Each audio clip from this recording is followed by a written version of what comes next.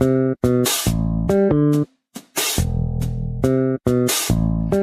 I am Tony Russo, and this is The Rest, funeral service news for the week ending Friday, April 10th, 2026. Got a bunch of great stories. Actually, got a bunch of stories. Some are great, some are not so great, some are pretty bleak, and I'm looking to dig into all of them. Going to be a bunch of quick hits this week. My normal opening was kind of reserved to talk more about the Cincinnati College of Mortuary Science transaction, but they've decided to go a different route, and they've got a public relations campaign that's going on behind their decision to sell the property.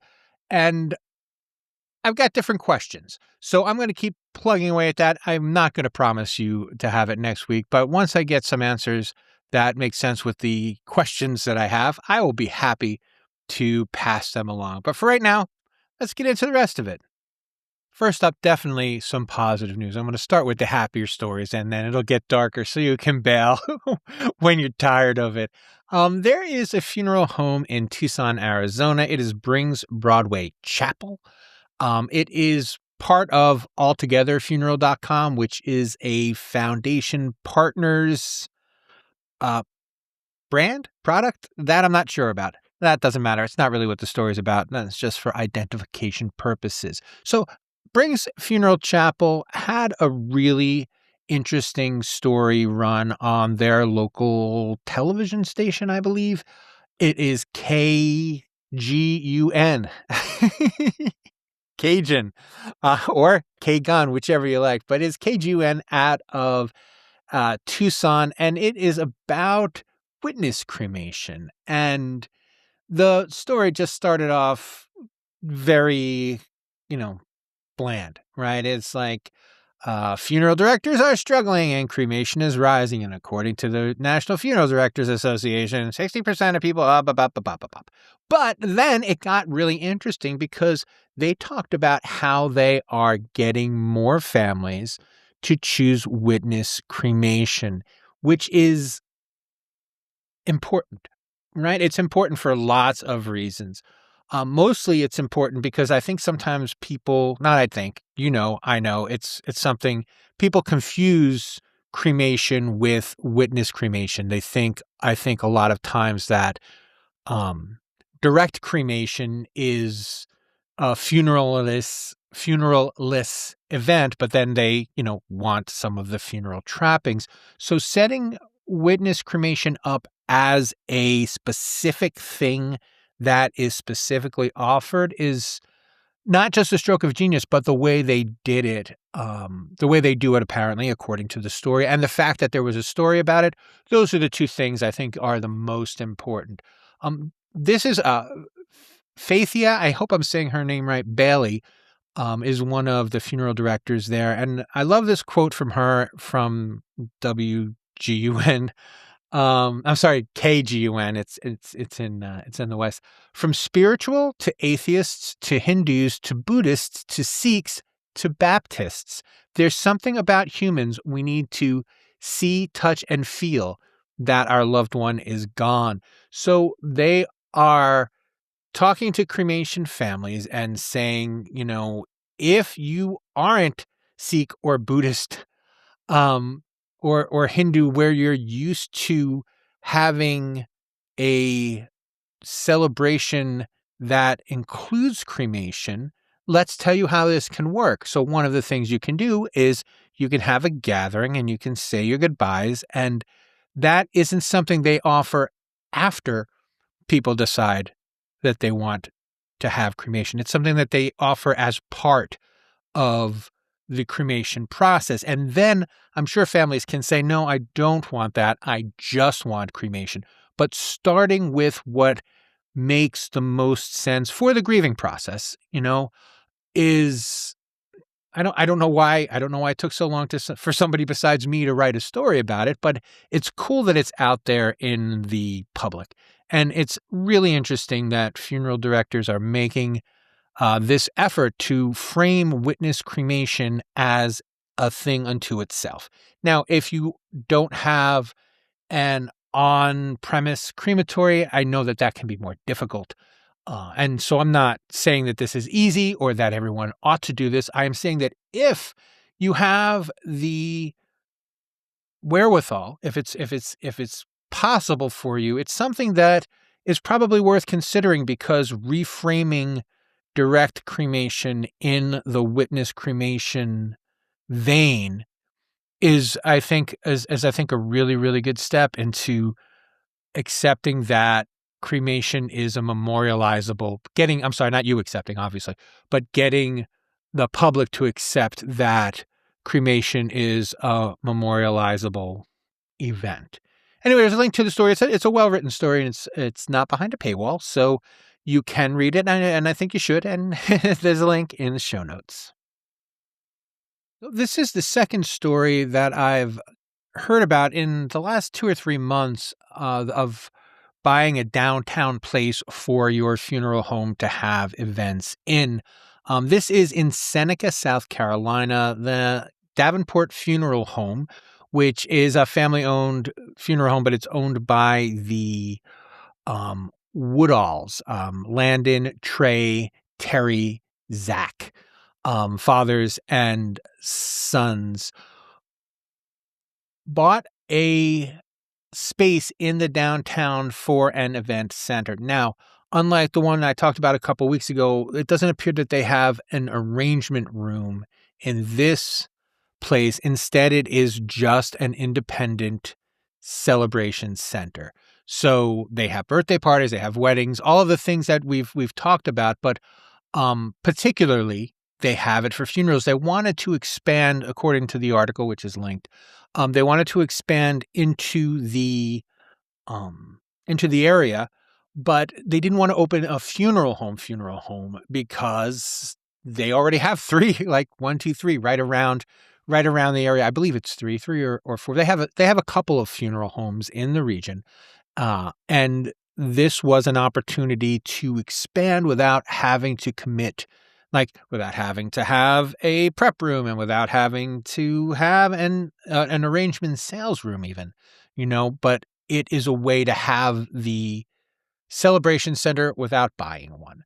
And I just thought it was a very interesting way to do things, especially as, a lot of times buying new buildings can be expensive, but in these smaller downtowns, sometimes they're not. And also sometimes it makes sense to lease something at a reasonable rate and have that, but they have a whole staff there and it is a whole business. And like other people before them, they've hired an official event coordinator who makes sure that the tables are set and that the food is ordered and all sorts of those things. So they got into the events business kind of. They're still funeral directors and they still serve their families and do all of that. But now they have this extra room so that they don't have to renovate all 3 funeral homes. If you want to have a funeral style funeral in their funeral home, you're welcome to. And if you want to have a celebration of life outside of the funeral home, then they have a solution for that too. And I think it's smart. And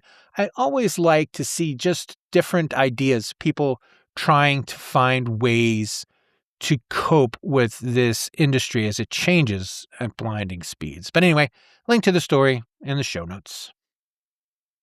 Fresno County supervisors are considering a ban on the use of human compost as fertilizer on local farms and on public lands, responding to what they are calling growing public health concerns. There are not growing public health concerns. There are 2 guys that are really wound up.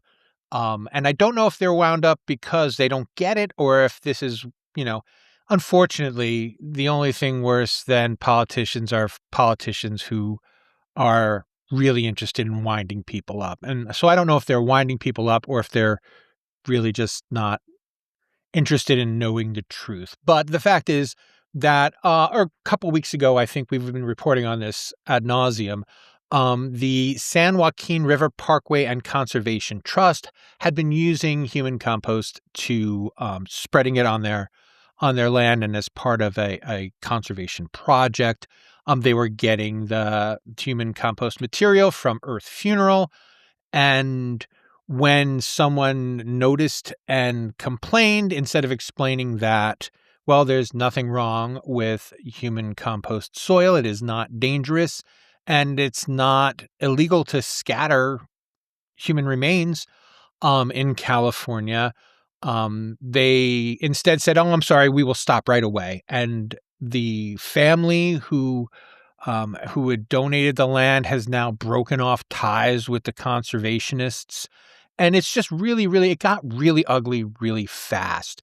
And it got really ugly really fast because rather than stand up and say that they weren't doing anything wrong, because they weren't, these are companies, I guess, the companies just ducked their hands and they said, "We're sorry, we'll never do it again." Great. So now it is April, and May, June, July, August, September, October, November, December, 8 months from now, when it's legal all over the state, instead of this new aspect of this new type of disposition being available and healthy for the earth, it's poison now. One poorly managed crisis turned a perfectly reasonable and safe and earth-friendly method of disposition into poison that's bad for the environment. And it's a shame. And I mean, we are saying it here. I've reported ad nauseum, as I mentioned, on how human composting can and ought to be used and how it is safe. And I'll do more reporting on that. I don't know if nobody wants to hear that it's safe. Nobody wants to hear that it's safe. They want a reason to be afraid. And the last thing you need to give an American is a reason to be afraid, because they will grab that and then they will make it a law. So now one of the largest states in the union has already started a movement of, yes, you can be human composted, but you can't do anything with it because it's probably poison. And again, I've gone off on this. Hiding from controversy is not the way to make controversy go away. You face it. And again, I don't think Earth did anything wrong. I don't think Earth thinks that Earth did anything wrong. The only thing I think Earth did wrong was not say, hey, no, we're in the right.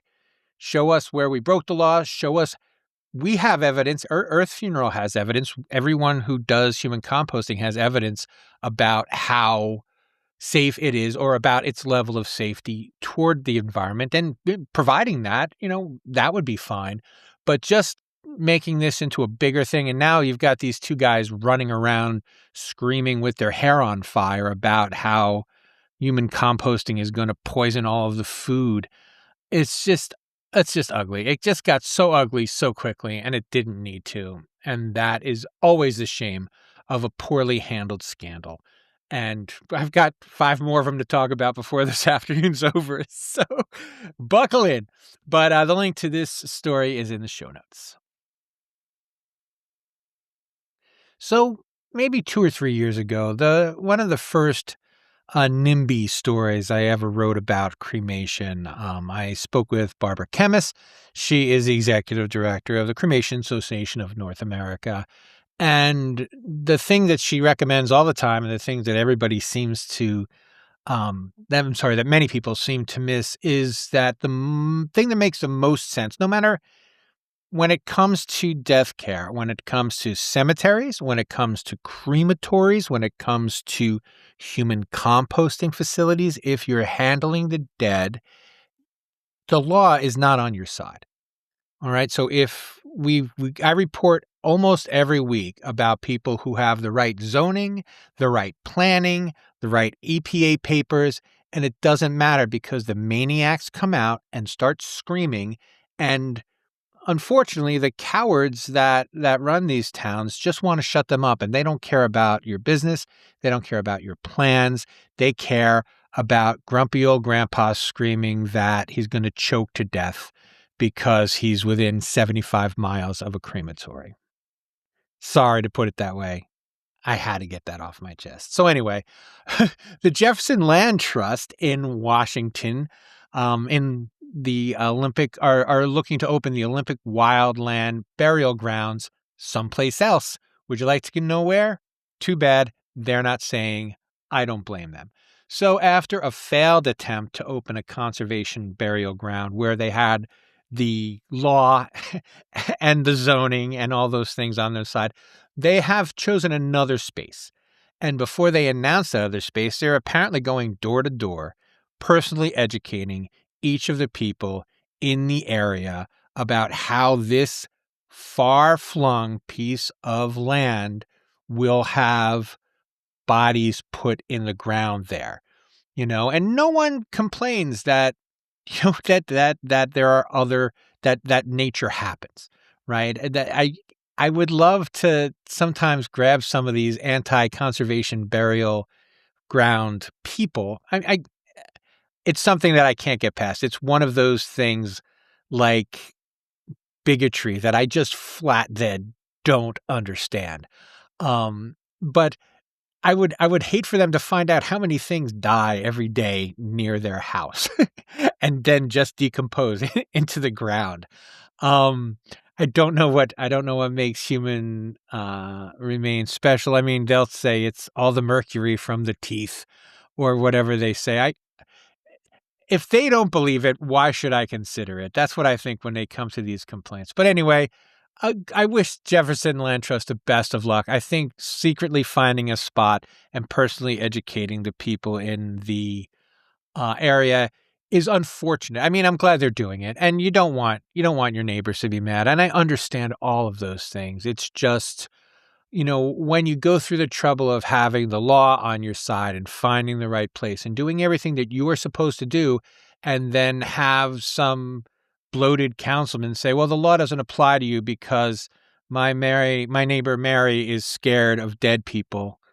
It's just disappointing. It disappoints me in the entire human race, honestly. So the Indiana State Board of Funeral and Cemetery Service has officially suspended the licenses of Griner Funeral Home and its owner, Gary Griner, following a disturbing, their words, investigation into the facility's financial and operational practices. The suspension comes following the discovery of 142 Preneed funeral contracts totaling more than $500,000 that were never filed with the state. I can't begin to get into the complexities of pre-need funeral contracts. Every state has a different rule, or many states have many different rules. But the one thing that they seem to have in common is that no one checks to see if anyone is following the rules with any kind of regularity. So over the last several years, Mr. Griner has not been sending his pre-need evidence to the state, and the state was fine with that. And they just stumbled across the fact that they weren't fine with it. And this is not something that's new. They have known that there may be some problems with this funeral home for a while. And I don't know if you listened last week, but last week we talked about the new law in Illinois, or the attempt to make a new law in Illinois where they can actually act when they find malfeasance. And it seems like a lot of these funeral laws are like, well, you better do what you're supposed to do, because if you don't do what you're supposed to do, we're going to very strongly tell you that you should very much do what you're supposed to do. There's this weird balance between, aggression and toothlessness that is baffling. It's baffling because it feels like it should be easier. Maybe I'm oversimplifying things, but there's a link to the story in the show notes. It's just really the latest in these kind of weird pre-need conundrums. I was speaking with a funeral director based in New York, and they have the exact opposite. And I don't know if I'm telling you anything if you live outside of New York, but the funeral directors in New York, and I think in New Jersey, because I think my aunt had a similar issue, and she's in New Jersey, that it's almost like a service that funeral homes provide for free. They can write the pre-needs, and they send all the money to the state, and then wherever that person dies, the state will send them the money and let them spend it wherever they want. that seems like overkill, but not checking to see if anybody is actually putting the money in the bank when they get it feels like underkill. So someplace between Indiana and New York, there's probably a better way to keep track of all of these people's money. Because there's the next story is even worse, but link to that one in the show notes. For example, in Missouri, the State Board of Embalmers and Funeral Directors issued formal disciplinary order against Charles Randy Sheldon and all of his funeral homes. And following February 2026 complaint and notice of violations. This story, and there's a link to it in the show notes, is about the complete and utter failure of the regulation system, ending in a revocation of not only Sheldon's licenses but all of his business licenses and an order to sell all of his stakes in funeral service. That they revoked his license, they revoked his funeral homes licenses, and they said, we need you to sell these funeral homes and we need you to not be in the funeral business anymore.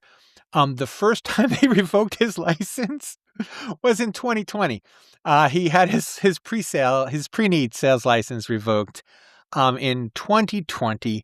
And then in 2022, they found that he was still selling Preneed and they said, you better stop. And then in 2023, they found that he had nearly $1 million in unauthorized accounts. And they're like, you better knock it off. And it just went on like that. And now he has until 2028 to follow these rules, or I don't know, they'll send him another really nasty letter, I guess. Again, the toothlessness, where toothlessness meets audacity is where people start to lose faith in funeral service. And it's a shame. And I do not know what to do about it except to again, keep banging the drum. So if you're in Missouri and someone asks, how did he get away with this? They say, well, I don't know because I don't do anything like that. And here are the very specific ways that we keep your pre-need money safe. But there's a link to this. There's a link to the citation and the story in the show notes.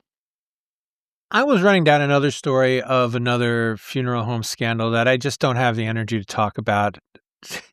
But while I was running it down, I noticed a link to repose.io, which was a tech solution where you could put it on your website and people could make arrangements at your funeral home through their website.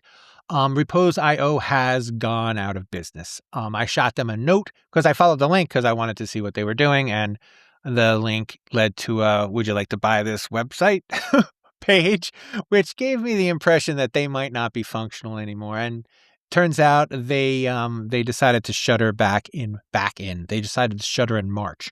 They said that they had pretty good adoption from funeral homes in Miami-Dade, Broward, and Palm Beach counties where their operations started. I'm just going to quote from their message to me. Independent funeral homes are, for the most part, quite eager to enhance their digital presence and compete with the larger corporate groups. However, we did not see the consumer adoption that we were looking for. There was lots of enthusiasm in the broader end-of-life community, especially in hospice, but this didn't end up translating into actual cases for us. According to them, the problem is definitely quite complex, although our best assessment of the situation is that the generation that is planning the funerals right now isn't quite ready for online funeral arrangements, or at least they would rather speak to a person for the time being. I suspect that will change as time goes on. Another huge component is community education around new online tools, which we did our best on, and they were limited with a small team.